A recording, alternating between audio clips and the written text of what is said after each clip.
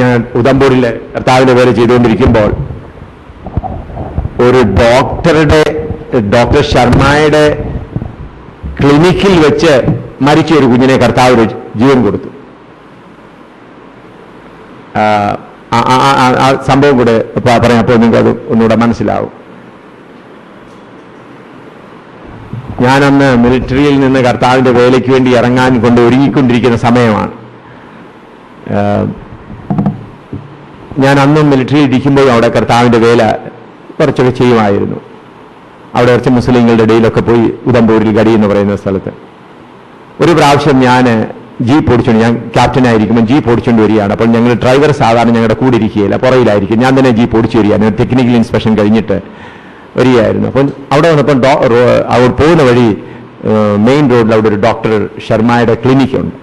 അവിടെ 19 പേര് കൂടി മരിച്ചുപോയി എന്ന് പറഞ്ഞ് ചിലർ കരയൊക്കെ ചെയ്യുന്നു. അപ്പം ഞാൻ വിചാരിച്ച ഒരു ഓഫീസർ ആയിരിക്കുമ്പോൾ എൻ്റെ ഉത്തരവാദിത്വമാണ് അവരെ എന്താണെന്ന് നോക്കാം എന്ന് വിചാരിച്ച് ഞാൻ ജീപ്പ് നിർത്തി അവിടെ ചെന്നപ്പോൾ ഒരു കുഞ്ഞിനെ 2.5-3 വയസ്സുള്ള ഒരു കുഞ്ഞിനെ ഡോക്ടറുടെ ടേബിളിൽ കിടത്തിയിരിക്കുക, ഡോക്ടർ ശർമ്മയുടെ ടേബിളിൽ കിടത്തിയിരിക്കുകയാണ്.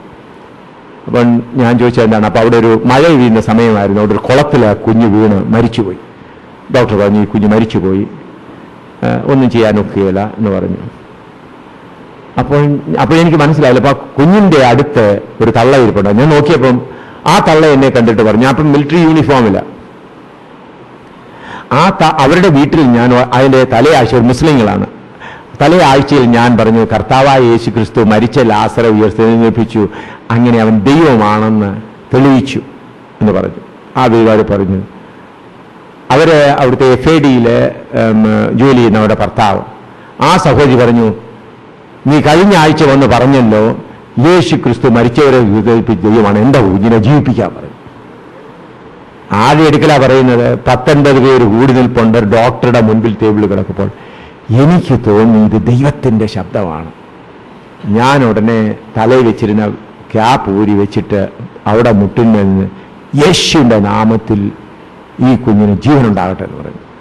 19 പേരുടെ യൂണിഫോം ധരിച്ചുകൊണ്ടായിരിക്കുന്നത്, തോളെ സ്റ്റാറും എല്ലാം ഉണ്ട്. പെട്ടെന്ന് ആ കുഞ്ഞ് കണ്ണു തുറന്നു, എഴുന്നേറ്റിരുന്നു, ചിരിക്കാൻ തുടങ്ങി. ആ ഡോക്ടർ ആ കുഞ്ഞിനെ എടുത്തുകൊണ്ട് വന്ന്, അതെങ്ങനെയാണ് സംഭവിച്ചത്? അവിടെ ഒരു മഴ പെയ്തുകൊണ്ടിരുന്നപ്പോൾ ആ തള്ള പാല് മേടിക്കാനായി പോയപ്പോൾ അവിടെ വലിയ കുളമുണ്ടായിരുന്നു. ആ കുളത്തിൽ കുഞ്ഞ് വീണു, മരിച്ചുപോയി. ഇപ്പോൾ വെള്ളത്തിൽ പൊങ്ങിക്കിടക്കുമ്പോൾ അവർ പാല് മേടിക്കാൻ പോയി കുറച്ചു നേരം കടയിൽ വർത്തമാനമൊക്കെ പറഞ്ഞു വരുന്നു. 1/4 മണിക്കൂർ 1 മണിക്കൂർ വന്നു കഴിഞ്ഞപ്പോഴത്തേക്ക് കുഞ്ഞ് വെള്ളത്തിൽ പൊങ്ങിക്കിടക്കുക. ആ ആളുകളെല്ലാം കൂടെ കൂടി പിന്നെ കൊണ്ടുപോയി ഡോക്ടറുടെ ഇത് കൊണ്ടുപോയി. ആ കുളം മൂടിയാണ് ഞങ്ങളുടെ അവിടുത്തെ ആദ്യത്തെ പ്രാർത്ഥനാ ഭവൻ ഉണ്ടാക്കിയിരിക്കുന്നത്. ഇപ്പോഴും ഉണ്ട്. ഇപ്പോഴും ആ പെൺകുട്ടി ജീവനോട് ഒരു 10-25 വർഷത്തെ മുമ്പത്തെ കാര്യമാണ്.